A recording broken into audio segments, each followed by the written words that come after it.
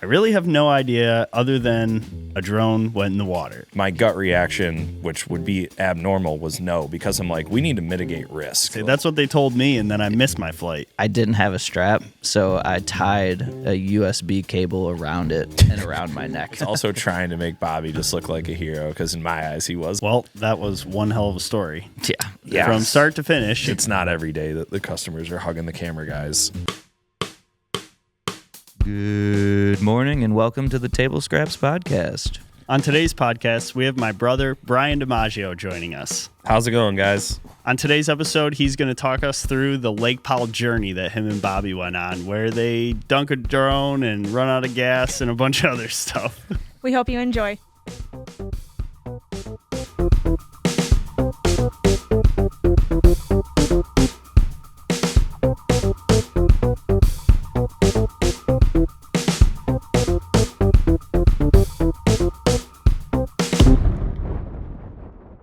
Well, I'd say this is a long time coming, having Brian, my brother, on the podcast. Currently, he's watching the Masters on his I'm phone. putting it away right now. I'm sorry. Can't get enough. So bad. It's literally Friday. like crack. I don't know. We're not even on the weekend yet. Come on, Brian. Dude, I was tuned in on Wednesday, so that should tell you. I watched the entire par 3. You got Nice. your YouTube TV subscription. Haven't looked back since. Dude, perfect timing. March Madness, the Masters. Couldn't have worked out better. Well, yeah, to your point, it's been a long time. I mean, we've mentioned you on this podcast more than a handful of times because obviously personal lives, work lives, all intertwined. So how does it feel to finally be sitting across from us with the mic in your face? I've just been patiently waiting. Have you actually been waiting to be invited? Like thinking, I wonder if they'll ever invite me. Well, I came down here when they were doing one once, and I was like, this is pretty cool. And I listen to podcasts constantly. But I kind of forgot about like wanting to come back on, and I was just obviously I watch almost all of the episodes, if not all of them. I don't want to forget one that I haven't seen or something, but Yeah, we're going to quiz you later. I think I intentionally didn't watch Ryan Wanks yet. That's fair. I'm That's saving fair. that one. But, He was episode 30. Yeah, no, I Fitting. did want to come on. I gave Brad. You can't give him an idea for it, so I'm just like, all right, when he wants me to come on, that's when I'll come on. Yeah, you And needed it's it to be his idea. Yeah, and it's been long enough where I was just like, yeah, it's whenever it makes sense. And then when he texted me, I was like, yeah, this is a good one. Right? It Bobby made and sense. Yeah, no, it did. And no, I was never offended. I didn't worry about it. I didn't 'Cause I go was home offended when every they didn't ask episode me. and be like, meh. You were offended when we hadn't had you on? Yes. And then you just essentially... Stayed. I mean, you made yourself into a staple. And here you are. So I think you won. I did. Yeah, definitely a good time to have you on, though. I mean, we had just had Ashton yesterday, and they were talking about their trip. So Nice. I think we want to spend most of the time today talking about our most recent trip, and I'm sure we'll segue into other things and stuff. But it's a good story, I would say. And I've been waiting to hear this. So Bobby's been talking to Katie about it a little bit, or Ryan was over the other day. I don't really know anything that happened. He tried to explain what happened with the drone while we were on the phone when I was in the Dominican, but it was like breaking up and I was in the middle of shooting stuff. So I really have no idea other than a drone went in the water. Yeah, it's a good prelude to the rest of that trip, I would say. I don't know. Do you want to? I mean, we woke up super early on what day was that? Friday to fly out. How'd you start that day, Bobby? Oh, yeah, okay. I feel like we had Brian on. I'm gonna have like half the stories to tell because they're mostly my mistakes. But yeah. So the first thing in the morning, I pull out of the driveway and start driving toward the marina to meet Brian. And out of nowhere, I just remembered I had grabbed no NDs for the drone. Like it was just a random, like a flash of like, oh no. And then I'm like, I need that because it's gonna be sunny down there. So I had to drive back to your guys' house. Katie had every single door locked on the house. I thought she was gone already. So I was literally like pulling on all of the doors, including like the bedroom door as she's in there sleeping, and I'm just yanking on everything. Oh my! And I heard nothing. Couldn't get it open. It was super early in the morning, and this was after your travel catastrophe. So I just was like, Brad's not going to be able to give me the garage code. I found the garage code, opened it, door was locked inside the garage too. So at that point, I'm like, okay, Security was tight. We're running out of time. Meanwhile, like I'm thinking about the flight and how much time we have to get down to Detroit. We have to pick up Aaron on the way, so I'm just stressing out. I called Katie. Luckily, she answered and she was home, so she let me in, ran in, grabbed what I needed, got out. Fast forward to heading to the airport after picking Aaron up. It was much closer than any of us would have liked it to be. And also we were driving this big ass truck from the marina, so we couldn't park in the lot at the airport. Really? So we had to go to the quick lot or whatever it's called. Oh, the shuttle. Yeah. So like now you're dependent on when's the shuttle going to show up to pick you up? How fast is the guy going to drive? How many other people does he have to pick up? At one point I was like, hey man, like we're really cutting it close here. Like, is there any way we can get going? And he was like, yeah, he's like, you'll be fine. I'll get you there. So That's we did. what they always say. That's what they told me, and then I missed my flight. Yeah, exactly. They So they didn't want any trouble. They want you to just stay calm. So then we do get there pretty quickly. Walk in the airport, the lines are just atrocious. Just, Really? Yeah. Worst I've ever seen it. Yeah, This it was on bad. a Friday. Yeah, Friday morning. I mean, you went right in line. That whole line downstairs was backed up, right? Like I don't know if whoever's been to DTW, there's a check line downstairs, a security line, and usually that one's pretty thin. This one time it went like all the way up the walkway Like into the parking garage. Yeah, like there was people lined up. Yeah. So That's I see that. pre-check. I see that as I walk in. That's the first thing I see. I'm like, okay, that's terrible. I take an escalator upstairs. Baggage lines are terrible. I almost don't want to tell people what I did because I know it's so sacred. I will say the audience might not be big enough to impact it. Yeah, yet, but I if think someone we're goes good. back I in think like all- 4 years, All 65 people that listen to this. If they all fly out on the same day, we might get screwed. So I walked up, line's terrible, and then I just look outside to the outside baggage check line. There's like 6 people in line. So I immediately go there. I thought I had priority on my boarding pass. I didn't, but it did say priority. So I went in the priority line. They took me first. He was like, "You're not priority." I'm like, "I'm sorry." He took me. He's like, "All right." He's like, "What?" He's like, "We do operate on cash tips out here." So I was like, "Okay, here's a $5 bill. Like, let's not speak of this anymore. Carry on." Go back downstairs because I'm like, that line was still shorter than what was going on upstairs. Mm-hmm. And by that point, I hadn't realized Brian and Aaron had to go all the way to the end of that line. So by the time I got in line, I was like 4 people behind them. Like they did not think it was gonna, like I thought I was gonna miss the plane for sure. And then I just got in line. I'm like, "Hey, what's up, guys?" And they're just like, "What?" that's when the stress level sank down a little bit. 'Cause Yeah. Tell me about that from your perspective because Well, dude, the whole time I'm thinking like I'm gonna be that guy that's like, no, he's coming, and just everyone's boarded, and then here comes Bobby, like, you know, and then I'm the bad guy. But I couldn't believe your speed was incredible. that outside baggage check line, man. If you guys, whoever's listening to this, it is legit. Have a $5 cash tip if you want to be nice, but it's so fast compared to inside. You would think that it's like it's wrong. They're not always there though. Oh, really? It's not always operational. I think it's only on busy times. Okay. Well, if it is busy, Yeah, go do outside. it. Yeah, don't think like you're gonna get screwed by doing that. It works every time. So that's how the trip started.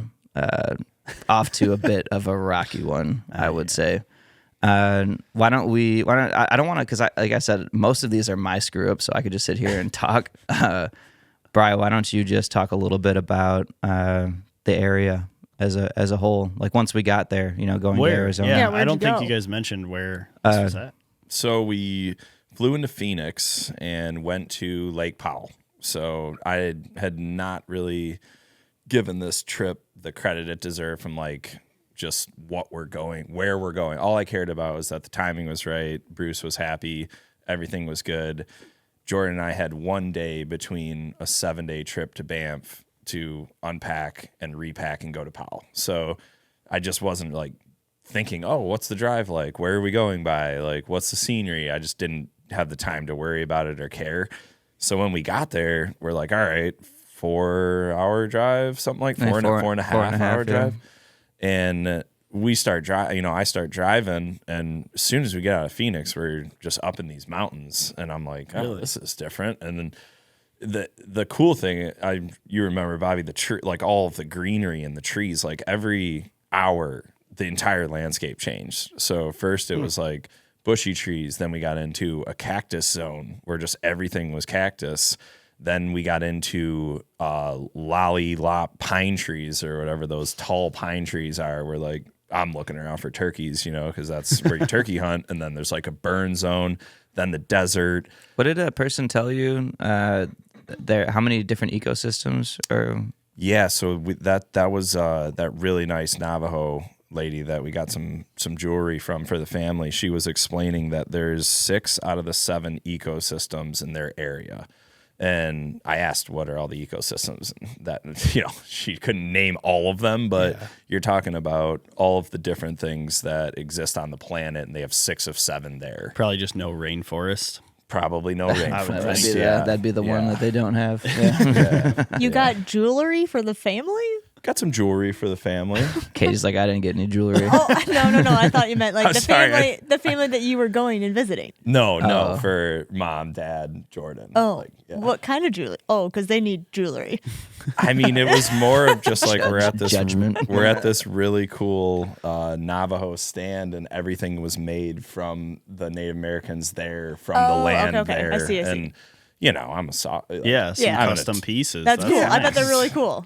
I love. You guys don't know this, the audience, but we're Native American in a lot of ways, and I just love that stuff. So for me, I was like a kid on Christmas. I had to stop, talk to them, get to know what how they make it. And cool. That was really cool. And Bobby doesn't do anything quick, so he spent like, God, dude, how much time? Then we drove out and didn't pay for something and drove back to her. I had this bracelet actually. And I was driving. I'm like, I don't think I paid for that. So went back. I could not have that bad karma. No. So I was like, let's go pay the $15. Then I got my ring resized that I bought too. So yeah, it took a long time.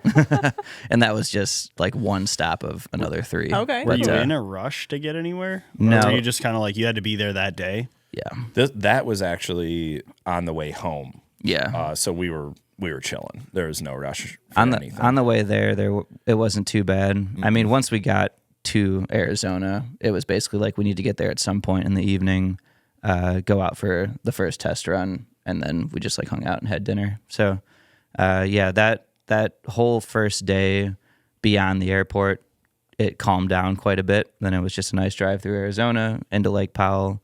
Seeing that for the first time, super interesting lake, beautiful lake. It just didn't, I don't think, like to your point, I don't think any of us really considered what it would actually be like. Mm-mm. And like the sheer height of the caverns once you're in them, like you're just in it. You can't see over it. Yeah. You have no idea what's on the other side. And then you would come out to like a couple of these sprawling lakes, and that's when you just have like those big, flat top mountains just in the distance. And it was something to see for sure. Super clear, super dark water, super deep too. Yeah. Just pure 400 feet deep. Yeah. In that lake? Yeah, is that how far down the drone is? Oh yeah. Yeah, when you asked me if we recovered it, that should have been my first answer. We'll get there. That first drive was nice though. So I mean, that there was pretty much the crescendo of the whole first day was getting there and making sure that everything checked out with the boat. Well, the weather too, we didn't really see this coming at all because we each had like 3 pairs of shorts packed, like one light hoodie or whatever. Arizona. And so we're driving there, and after the second hour, we kind of come up, we're elevating a little bit, and all of a sudden, it's a blizzard. I'm like, really? What the hell? Just dumping snow. And then the next thing you know, we look over and I'm like, Bobby, is that a ski resort? Like, get your phone out. Look this up. And we drove directly past like a beautiful, legit 2,500 vertical, skiable terrain. You. Oh, it killed me. He's like, I did not do enough research. I should have brought my skis.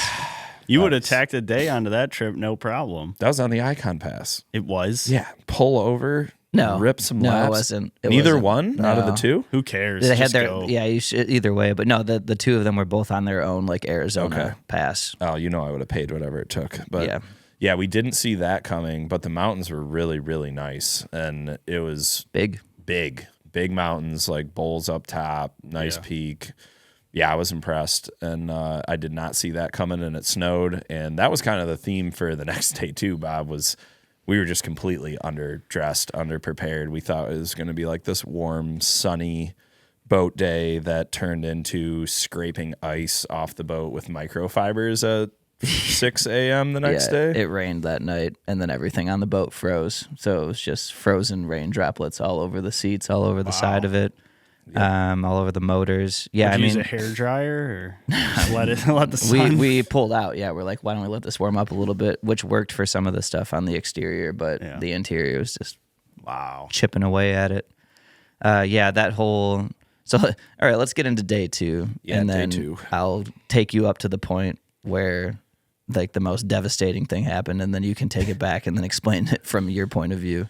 But we went out at like 5:30.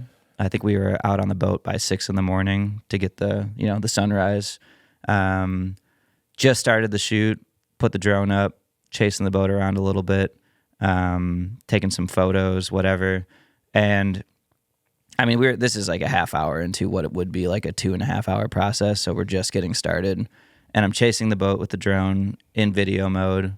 And for those of you that have flown a Mavic, you know that when you switch from video over to photo mode, the drone kind of like blacks out for a second. You lose visibility.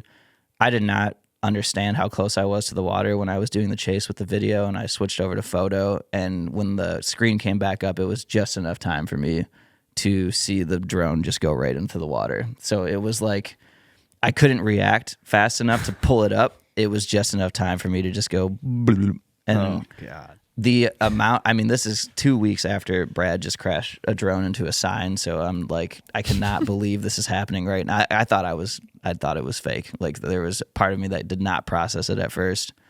Then I just like kind of lost it. And then you go through like the emotions of like, you're angry at yourself, and then you kind of are in shock, and then you're kind of like, okay, now what do I do? Like we can't just crumble at this. Like I didn't come all the way out to freaking Arizona to get nothing. So then it's we tried to turn it around from there. So I mean, you heard me yell from the cabin. I'm like, stop the boat. No, like, and I heard you tumble out of the cabin. I like missed a step because I'm freaking out. Still got a bruise on my leg from that. Yeah, it was just pure panic. Yeah, it had to have been. It was actually crazy. So Bobby was saying, we were kind of joking about it because we're like, even like the greatest actors, Daniel Day-Lewis is on the boat, right? Daniel Day-Lewis sinks a drone, and they're like, give us everything you got, Dan. Like, raw emotion. He wouldn't have held a candle to what Bobby did. It was crazy. I let it go for sure. Yeah, he let it go in a way that you just don't see people let it go often. And what do you mean? Yeah, let it go? It was one word, and I'm not going to say it, so Mom and Dad can listen to the podcast if they want to. I dropped a pretty big F-bomb. It was crazy. It could be heard amongst the canyons.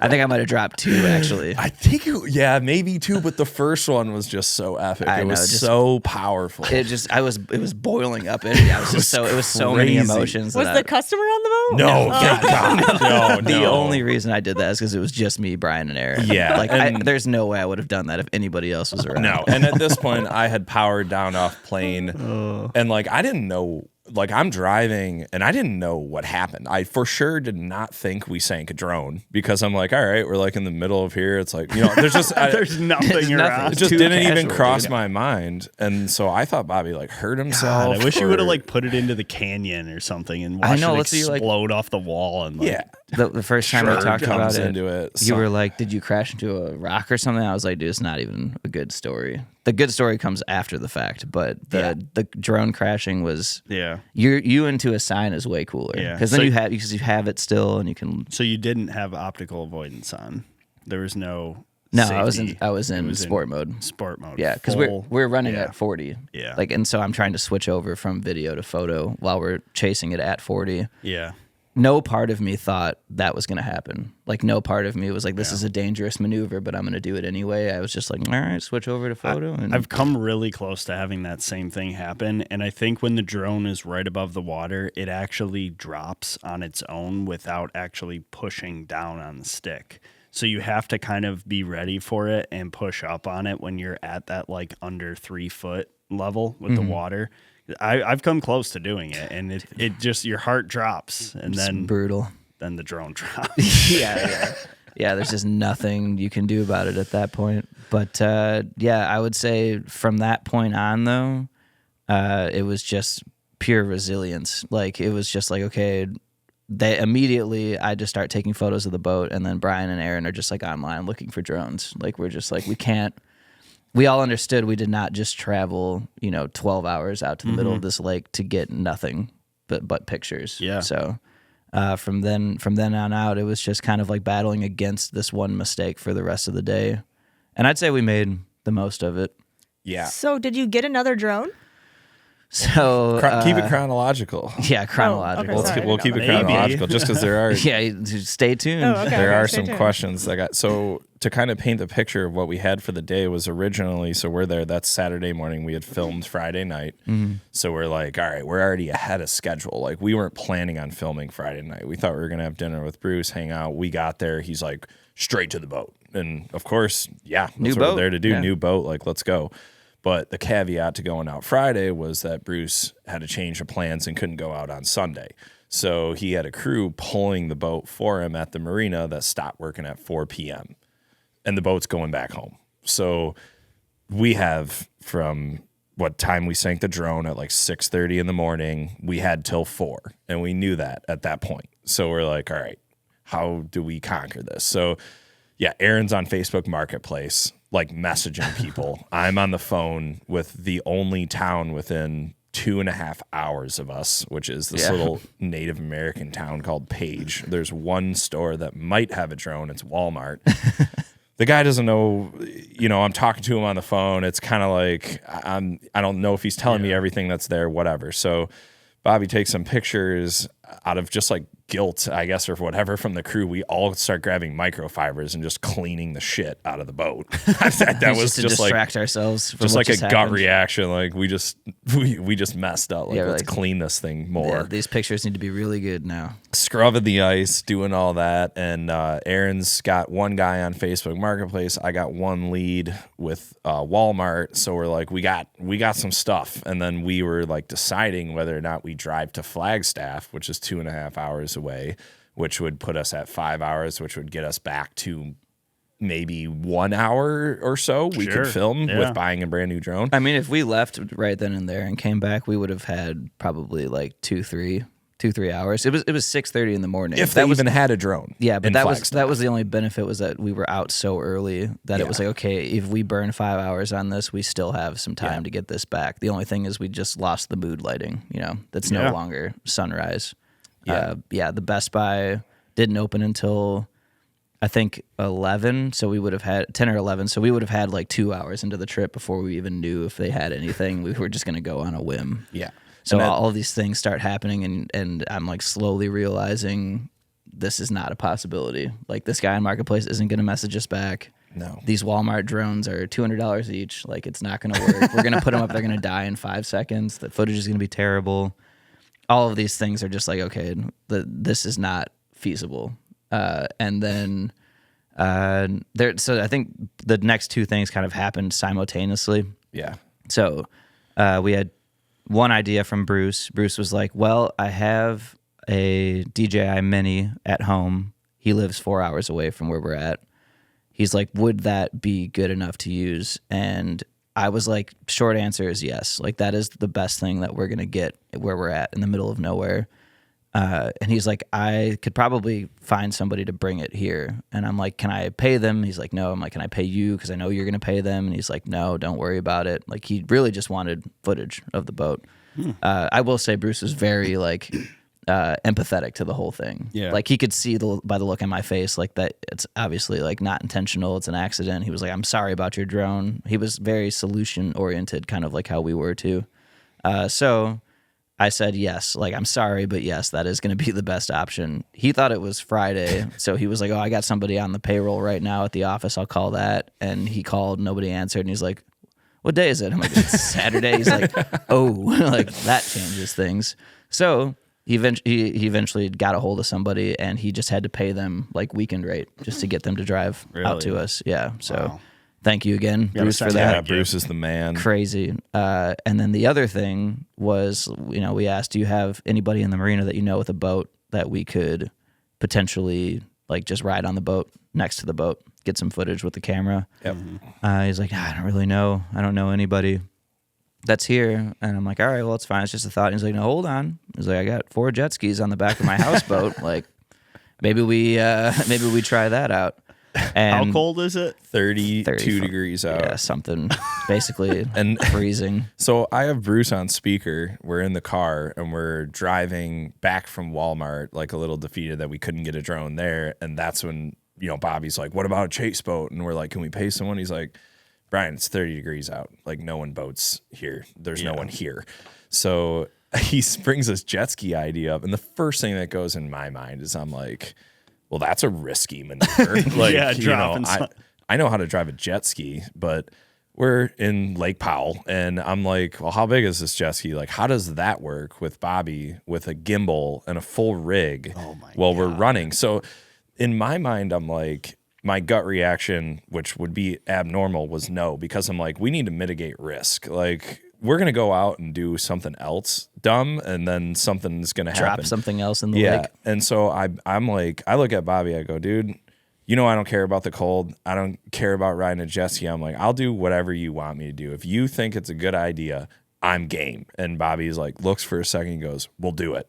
And that's when I'm just like, this kid's got no quit, which I already knew. We played doubles tennis back in high school, and I saw the no quit. Let me tell you what I saw on Let me tell you what this guy does out on the tennis court. I saw it on Lake Powell, but I knew that about Bobby. And like, if anyone's going to trust each other to go do this crazy, dumb, whatever you want to call it, maneuver, I'm like, yeah, the two of us are going to pull this. I call it necessary. It was necessary too, and so that's kind of where our next step to this day went. We got back home, and Bruce is like pulling off the jet ski cover already. His buddy's kind of like looking around. He's like, what are these idiots doing now? And so he's like, get on there, Brian. He's got this remote control winch system with 4 jet skis out the back of his house. But he starts lowering me down. I'm like, should we dry start? He's like, nah, you got to get in the water. So I'm get on this thing, suit up, and he's pushing me off. And that's when he's like, yeah, they haven't ran in a year, so like it might be a rough start.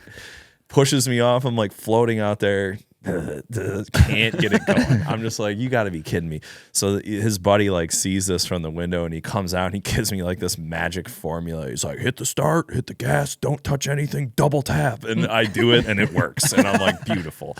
So I pull around, and I've got every piece of clothing I have on at this point.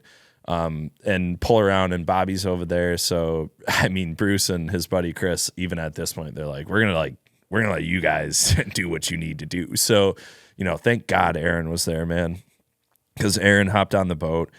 Bobby's trying to figure out, like, what do we do here? Do we go back to back? Do we saddle? He's like trying to figure out how to get this gimbal to work. I did go back to back at first. It was not a good idea. No. And I'm like testing the stability. I couldn't predict like the turns or anything. I couldn't see anything. I had no field of vision. I'm looking backwards. So any like little movement, I'm like immediately off balance. And I'm like, that's not going to work. Also, the fishtail from the...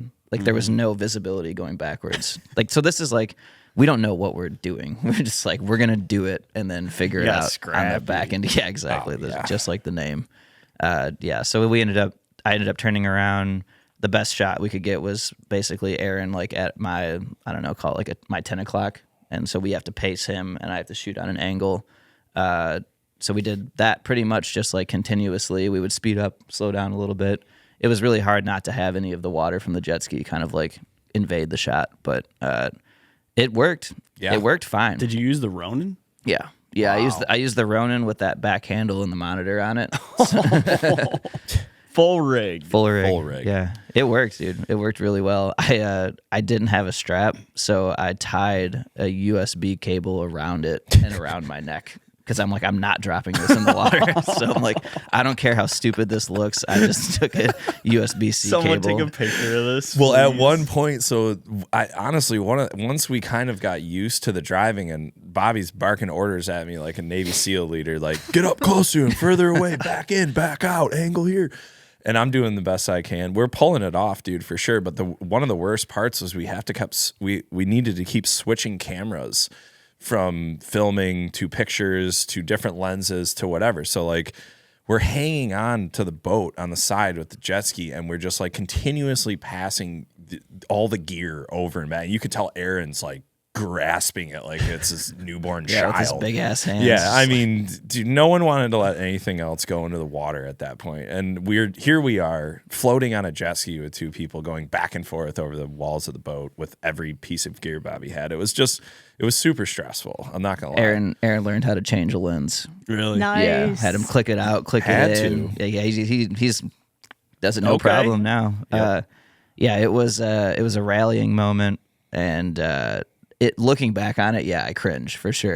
Every moment that we're like, all right, let's take this lens off, put this lens on. Here, give me the photo camera. But at the same time, I'm like, if I don't come home with anything, I didn't know if the drone was going to make it. I didn't know what condition it would be in. I didn't know if it would have battery. Like, I'm like, this might be the only thing we get, so we're just going to get everything we possibly can. Yeah. And at that point, the risk kind of outweighed, or the reward outweighed the risk. So Yeah. And at some point, we're handing the cameras over, and I looked at Aaron, and it was all business. And we had gotten enough, and like Bobby and I were comfortable on the jet ski at this point. We'd probably been driving around for an hour, and I look at him, I go, Aaron, you got to take a picture of how stupid we look right now. I'm like, I have these thick leather, like butter gloves on because I ripped out of the marina just in like full adrenaline mode. And after driving for like, I don't know, 15 minutes, I couldn't throttle anymore because my hand was literally numb. And Bobby's like, power down to Aaron. I'm like, Aaron, I can't drive. Like, my hand's frozen. And he just finds this pair of leather gloves on the boat, and we go over Really? and gives them to me. Yeah.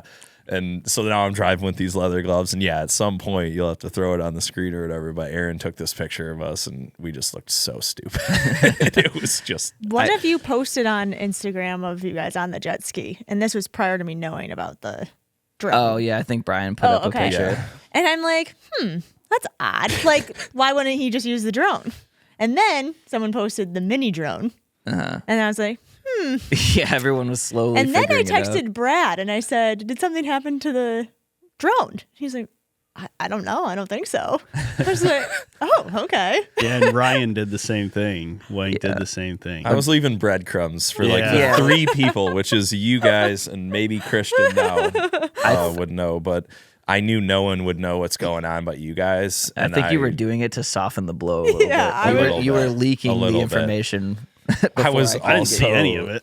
I was also trying to make Bobby just look like a hero because in my eyes he was on that trip. Because I'm just like, God, no one else was signing up to get on that jet ski, man. That was just a bold move. And part of what we were able to do was just the water was perfect. It was emerald green. There was 0 waves. And we probably spent, I don't know, Bob's a half hour, 45 minutes doing the circling shots with the jet ski from every angle, having Aaron go in the boat, switching back and forth from video to pictures. And I can't wait to see that stuff. It's gonna be good. The only thing is the lighting. Like, that was just the biggest miss that ended up coming out of this was just that the sunrise lighting. We just didn't get that. Yeah. And the evening lighting the day before. Well, how did you get the mini then? The guy brought it? Yeah, he drove it 4 hours from Bruce. Where does Bruce live? So Bruce lives in Las Vegas. So we get Drove back from Las Vegas. Yeah, we get back to the dock, and there's no quitting Bruce and his buddy Chris either. Like they've seen it all. Bruce had his houseboat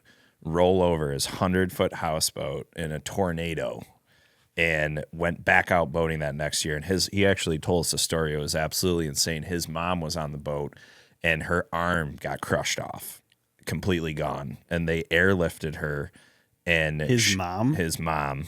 And they airlifted her out of there. 100-foot houseboat tips over, smashes his Howard. It's actually the reason that he bought his first 32 Sensation was that storm, because it crushed his Howard. Need a new boat. And he said he was going to be done boating on Lake Powell forever. And he had been boating there for 25 years. And somehow they couldn't explain how his mom made it with that type of an injury, even from getting airlifted to the hospital. But his mom survived. And like that day was like, we're going back to Lake Powell. And that's like kind of the cloth from which Bruce is cut. So he just was like, whatever we need to do it. So we get back and it's like, oh man, that was a lot. We did the jet ski, and instantly he's like, come on, everybody on the boat. We're going to Rainbow Bridge. You guys aren't leaving before you do this hike. And we have this window of time where it was like, all right, that'll work out perfect where we can go drive 45 minutes through the canyons, do this hike that he wanted us to do. By the time we get back, that guy will be there from Las Vegas with the drone. So Bobby, like, making the best of it, right? He's got his camera. We're doing as much as we can with pictures and videos. We go do the hike. Unbelievable. If you ever have a chance to hike to the Rainbow Bridge, I would definitely do it. It was insane. Best hike I've ever been on. So we get back and we're winding through the canyons, and Bruce is like, Aaron, why don't you drive? And Aaron's like, okay, no worries. He wanted to sit up front. He looks, and like Aaron and I are kind of looking at the fuel, and we're like, that looks pretty close. So Aaron goes in, shows me how to maximize the fuel efficiency for the boat based off of the speed, the trim, and everything else. And I'm like, all right, if he's doing this, he's actually nervous. He might not be telling us, but he's definitely nervous. And so we're driving back. It's like a 45-minute drive, and all of a sudden Bruce gets this call and just starts speaking Spanish next to me. We're riding, standing up at 60 miles an hour, and he's just on the phone, just ripping Spanish. I had no idea you can even speak another language. I'm like, who are you talking to, Bruce? He's like, that's Esteban or whatever. He's like, he's at the dock. We need to punch it. And Esteban, that's the I don't know that's what it the was. name you gave. I think his name was like Alex. I was close, actually. So Alejandro. So Bruce is like, Aaron, step on it. Like, we don't have enough time. And like, I could see Aaron's like, we should probably ride this out at like 55 based off the fuel, but you're not going to not listen to Bruce. It's his boat. We're out there for him. So Aaron opens the sucker up. Probably like 70, 75. 75. We're letting her eat. And everyone's kind of on pins and needles. I'm not. I'm just on like the front bench. Did you even know? I had no idea what was going on. Oh, I nice. was, like, at this point, I finally relaxed for a second. I'm like, dude, I've shot everything on this lake I possibly can without a drone. And I was just sitting up in the front seat, just kind of like enjoying myself. And then I feel the and I can hear things in the background. And I'm like, uh-oh. Yeah, so we round the last turn in the canyons, and so many turns. And that's when like my stress level went down. Aaron's like, we're good. We can see the marina. It's like 1,000 yards away, but we can see it. The way that like you see it too when you come around that last bend, and the whole marina is just in a giant cavern. Like, it's surrounded by rocks that are like probably like 80 feet above the water level. So you just come around, it's all you can see. It's just like a perfect view right in front of you. Yep, and we're like, we're good. We made it. Like, we're barely gonna make it, but we made it. And then sure enough, we get like halfway there down this straight shot, and we lose our port motor, and we're like, we're okay. We'll limp in with 2. We lose our center motor. It's all right. We got 1 starboard motor, gone. And now Bruce's guy on a Saturday is sitting at the dock. We've got 2 hours left to film, and we're just literally drifting towards the canyon wall. And keep in mind, there's nobody here. So it's not season yet. So there's nobody here, and we're just like, well, this is not what you want to have happen when you're with your customer on a delivery for the second time of him driving his boat. And I will give credit to to Bruce and Chris. The guys rolled a 100-foot houseboat and airlifted his mom out. He literally could not have been less concerned about running out of fuel. No, normally he could have been if he could have been Chris, because Chris was even less concerned than Bruce was just Chris was taking laughing. a nap out there. Yeah, he's just like he's just enjoying the sunshine. He's like, it's all part of the journey. That's what he said. It's all part of the journey. Those are the people you want. Yeah, Bruce was like, you could tell a little bit inside. He was just like, God damn it. But then he was like, all right, and like, no big deal. It's all good. Like, he just kind of, he internalized it, came back again, solution oriented, just like, how do we get out of this mess? Yep. And then we did get out of it just by chance. Some guy on a jet ski just drove up. He was actually limping in low gas too. But he thought we looked like we needed a little bit more. He had a little 4-gallon tank on the back of his jet ski. So he's just like, how's 4 gallons do? And we're like, that'll get us in. So he just gave us his gas. And then he went and gassed up himself. Yeah. What a gift. Yeah, what a gift. And we were maybe lucky. sitting there for less than a minute, honestly. Like we were limping for a while on the final motor, the starboard motor. And then once that went out, we're like, okay, now we're actually dead in the water. And then this guy pulled up out of nowhere within a minute. And it's just like, here's your gas. need a tank? We're like, are you serious? And that was kind of the theme of the whole trip, was it's just like disaster strikes and here go the boys again, just figuring out a way to get back to the dock. And so we pour the gas in. It was not easy getting the motor started because we had air in the lines because it was so dead. Once again, like happy to have air in there. He is just dialed in with the boat, so he's like purging all the motors. We're back there listening to the fuel pumps, make sure they're pumping.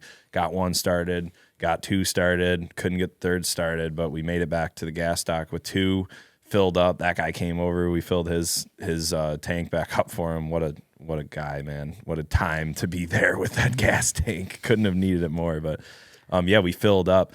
And so at that point, it's like, whew, all right, we're back to the dock. We have all three motors running now. And then it's like, all right, let's go grab the customer's drone, Bobby, and head straight back out immediately and do this all over again. Let's shake off the dust a little bit, get back on the sticks. We had like a little bit of time where I had to let the batteries charge because he was like, they were plugged in for a little bit before the guy got there, but he was like, I have no idea if they have any juice in them. I had one, by the time we let it charge a little bit, I had one full battery and one half battery, and that was it. And I had one like 10% battery that I used to test it a little bit, change the controls, switch all the footage settings, all the picture settings, like went into manual and all that stuff, and switched it to mode 3 from mode 2, which, by the way, I forgot to switch out of that, so I text Bruce and I was like, hey, just so you know, I didn't change the settings back. You're going to want to do that before you take off because, like, you can imagine every time I've done that. It happens between the two of us. It's Who flies in mode 3? I would love to know if anyone out there flies in mode 3 other than just Bob. Really, I was just talking to Christian about this the other day. I really think it's video games. Like, it's the closest to flying in video games that you can get out of the controls. All right. I'd be willing to bet that there's quite a few people. I could be wrong, though. I don't know. Sound off in the comments. You tell us. Am I full of shit? I don't know. But yeah, we had a little bit of time to charge, and then right back out to it. So Bob, you and Aaron. I want to know, like, what is going through your mind when all this shit goes down and we go back out and you send up Bruce's drone for the first time, never flown that drone, and we literally go right back to doing what we were doing before. Like, what was that feeling like? There was no, it was just that you had to do it. It was the same thing getting on the jet ski and handing the cameras back and forth over the water. It was like, I'm being a little extra careful, but at the same time, our job requires that we're not very careful with stuff. Like, not everybody's using these drones to go fly around in a canyon and chase after a boat. That in itself is inherently dangerous and risky. So it's kind of like you're just full on accepting the risk. You're just taking the risk again. It's fine. Yeah. Playing it maybe a little bit more cautious, but at the end of the day, there was no other option. So it didn't really matter. It was almost like less nerve wracking at that point because it's like there's nothing else you can do. So, yeah, that makes sense. It's you're either all in or you're all out. And so that's what we did. We went back out. We had an hour and a half to get that drone up. We had a battery and a half to operate with. Oh, I took it right down to like 10%. You were actually pissing me off. We're in the cabin and I'm like with Bobby down there. Aaron's driving. And I see like his screen's flashing around and he's like, Brian, just like keep an eye on this battery. Like I'm flying here. And so like my one job is to like watch this battery. Sure enough, thing starts warning, and it's flashing red. I'm like, Bobby, bring it in now. And he's like, no, one more. And he's like doing it. I'm like, why are we doing this? He's like, hold on. And when there's a video that I took, the one that you saw, Katie, when we got that thing back. I was like actually legitimately nervous. And I'm like, dude, if you do this to yourself, like that's on you. But I'm starting to get nervous in the cabin. And we got it back and we're like going to try and land it on the seat. That didn't work. We're going to try and land it on the hard top. That didn't work. Finally, Bobby's just like, F it, I'm going to just grab this thing out of the air. And he goes up and grabs it and flips it over and does a celebration. I was like, we're done. Like the trip's over. Bruce told me he just lands it right on the front seat. Oh, really? Yeah. So I'm like, okay, I'll try that versus catching a drone I haven't caught before. Yeah. And I just couldn't. I'm just like, screw this. I'm done. Got me on the finger a little bit. I don't know if you can see that, but it's all good. Got it back in the boat. Wow. Went home. Yeah, it was stressful. What a shoot. It was stressful, but one of those ones when you get to the other end of it, you look back on it. I only have fond memories of it at this point. I mean, the drone still stings a little bit. That one takes probably a couple weeks to get over, but other than that, we got through it. Have you looked at the footage at all? No. Yeah. I did a little bit with Bruce in between shoots just to like show him what we were getting.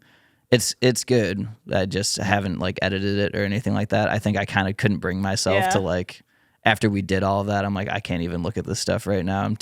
I was too nervous. Yeah, like if it was bad and you're just more pissed. Yeah, then, exactly. Like, I'll save that for next week. Yeah, as we're doing it, I'm like, there's no way this is going to be bad because I'm taking pictures with the A7 IV instead of the drone. So like that's inherently better. It's different, but like it's just a nicer camera. Yeah. I'm taking video with the FX3 instead of the drone. Like I'm like, this has to be at the very least different from what we normally get in like a good way. But there's still, I guess that part of me that's like, if I blew it, like I don't even want to look at this right now. So I'll probably get into that next week. So stay tuned. We'll see what I got. Hopefully it's good. Hopefully it comes for your out. sake it is too. Yeah. Wow, what a trip. Yeah, What a trip. Yeah, and then we drive back on Sunday morning, and once again, not knowing where we were really going, we're driving by, and on the way there, I'm like, Bobby, is that the Grand Canyon? And we're like looking at it on the map, and it's like 20 minutes away from where we were already driving. So we're driving back, and we're like, what do you think, boys? Like, you want to see the Grand Canyon? So we ended up pivoting off, going down. That's where we went to those stands at. Saw one we thought was the Grand Canyon. Yeah. We're like, oh yeah, this is pretty cool. Little underwhelming, and then like 20 minutes up the road was the real Grand Canyon, and then we're like, holy shit, It's look so at this funny. thing. It makes us sound so dumb, but I know, it but we was, didn't know. It was so funny, dude. I'm not looking up pictures of the Grand. I'm not going to there to go see the Grand But Canyon. you hear about it, and you're like, oh, it's like one of the wonders of the world. Like it's going to be this crazy thing. Yeah. And then we get to this like one little offshoot, and I'm like, oh, it must just be, this is the Grand Canyon. It's made up of a bunch of tiny offshoots, and this is just part of it. And we're all like, yeah, it's pretty good. Like, wasn't grand. Like, it was great, but maybe not grand. And then, we pull into the real one, and we're just like, oh my God. Like, how did we ever think that this little canyon was actually the Grand Canyon? It was huge. Go see it. It's one of those things, it will, like, not to sound cheesy, will take your breath away when you see it. Like, it's just like nothing you've ever seen before if you haven't been there. That's something that I really want to see. Yeah. Oh, looking at me. Yeah. yeah, no problem. Before We'll you, go visit before you Bruce. die, definitely go see the Grand Before I Canyon. die. Yeah. So you got quite a bit of time. Hopefully. Yeah, I guess we don't know, but yeah. So that was an unexpected, unbelievable, and we filmed our wrap up interviews, and Bobby's like, this is just ridiculous. Like we're looking at the Colorado River over the Grand Canyon. We did like a little hike up, so there's no people around. And he's like, it's like so good that it's kind of silly, and it'll work. It'll be I'm perfect. like, just it doesn't even at that point the lighting or the foreground and stuff like that becomes a little less important because it's just like the Grand Canyon in the background. Right. Like, that in itself is a bit. So like we'll just use this as the backdrop. Yeah. So we did our exit, kind of wrap up interviews there, and then we headed back to Phoenix, and like I didn't know this until the day of either, but it was Aaron's birthday. So we're like, "What? It's your birthday?" He's like, "Yeah, it's no big deal, but it's my birthday." And so he wanted to go get some drinks in Phoenix, and we just ended up having an awesome night out in Phoenix, like going around to some bars. We stayed right downtown. We had enough time to get to our flight in the morning where we weren't worried about anything. So that was an awesome way to like kind of finish off just a chaotic trip, was just walking around, having a couple drinks, seeing the sights, and celebrating Aaron's birthday, but also celebrating, we're like, we actually did it. Like pretty much everything that could have gone wrong did, but I still felt like Bruce had and he said it to us, and he thanked us all individually too, but had an unbelievable experience. I think we got unbelievable footage. I haven't seen anything either, so I hope it's awesome. But stay tuned. Yeah, Next stay week, tuned. yeah. But I feel like it's one of the coolest shoots we've ever done. Definitely for Sensation. It's going to turn out awesome. And the biggest thing, when we were going out there to do a delivery, and we were coupling Aaron and Bobby in on this because it was such a cool spot. But at the end of the day, the most critical thing for me anyways as the salesperson is just like, how does Bruce feel about getting his new boat? How was his experience? And we were in the parking lot after all this mess, and I just see Bruce go over and just give Bobby like the biggest hug ever. And it's not every day that the customers are hugging the camera guys at the end of a trip, but True. That's kind of how the trip was it did something that our relationship will always be unique with Bruce, and that experience was just incredible. And going out and getting to celebrate with Bobby and Aaron was kind of the cherry on top, but it was it was definitely the most unique delivery I've ever had. No, nothing even close. And I've done some pretty wild deliveries. So, Well, that was one hell of a story. Yeah. From start to finish, you guys had that pretty packed, I'd Yeah. say. I'm glad we waited. Yeah, for sure. No, I felt good about hearing it on here. Yeah, this is the story that kind of tells itself. Like, you don't even really have to embellish anything. It Right. just Yeah. There's is. no notes. No. There's this is just how it happened. and I over exaggerate everything for the audience if you don't know this Not this, about me. But I told Aaron, I'm like, I don't even think I have to make anything up. And he's like, dude, this was just the craziest experience ever. And it is what it is. That's what it was. And I think the moral of the story is just like Bobby never gave up and we didn't give up and we figured it out. And the company's name is Scrapyard. Like, that's what you guys do. And that's what we did out there. And at the end of it, when Bobby's like contemplating about calling Brad for like the second day, and, you know, we're like, dude, what are you going to do? He's out in the Dominican Republic filming. Like, how is he going to help us from there? There's no point in like putting negativity out there while he's filming. And then he makes that call, and it was just like, you just watch Bobby's face just like change after that call. And I'm like, we got him back. I was like, You needed that. It was just Yeah, hanging yeah. over him. Yeah. And we were telling him, I like, could barely Aaron even and I, hear you.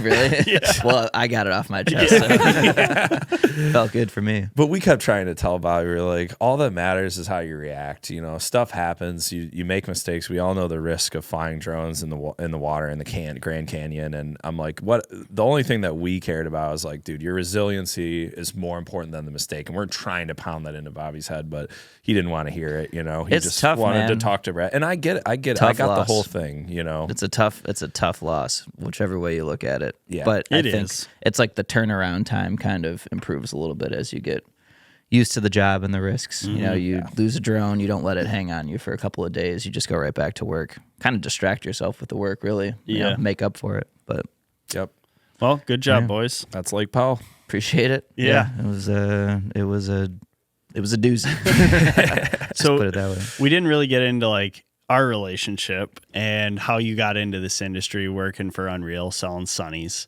But I think we'll have to have you back on to another podcast and we can go through kind of the history and what led up to this, because that's also a pretty crazy story. Yeah, it is. It is a crazy story for sure. And I think there's so many of us now that are involved that weren't ever involved before. Kind of the theme of the story is, you know, people say like, you can't work with your family or friends. It doesn't work. And I just say bullshit. Like, I don't buy that for a second. Yeah. I think that you have a bad family member, a bad friend, maybe, you know, because our whole businesses are evolved around who we've had relationships with from the beginning. And it's the only reason I'm here. You guys, everybody. So yeah, let's save it for another day. There's a lot to unpack there, but I knew Lake Powell was going to be, it's just. Yeah, that's its own right there. Yeah, that's its own. But at the end of the day, we're all really lucky to do this job. And I'm grateful every day I go to work and I get to, whether I'm driving a high-low or driving a Sunsation through the canyons, I don't care. I love it. It's amazing. So I look forward to coming back and filling everybody in on that because we're blessed. It's awesome. Yeah, definitely a good story. Yep. Well, appreciate you coming on. Absolutely. Thanks for joining us. Hope you guys enjoyed the Brian and Bob show for the last hour. But yeah, dude, pleasure to have you. Thanks, guys. Long time coming. All right. Thanks, Brad.